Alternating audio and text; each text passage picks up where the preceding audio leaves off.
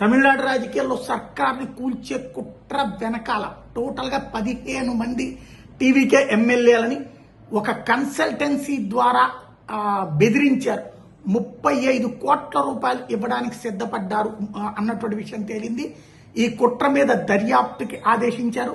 దీంట్లో ఎవరైతే ఇప్పుడు కీలకమైనటువంటి వ్యక్తి ఉన్నాడో సెందిల్ రాజ్, అతని సోదరుడు అశోక్ కుమార్, వీళ్ళు చివరికి ఎమ్మెల్యేలని పార్టీ మారమని, టీవీకేని వదిలేసి అవిశ్వాస తీర్మానం పెడతాం మద్దతు ఇవ్వమని, లేదంటే ఎమ్మెల్యే కుటుంబాలని చంపేస్తామని కూడా బెదిరించారు.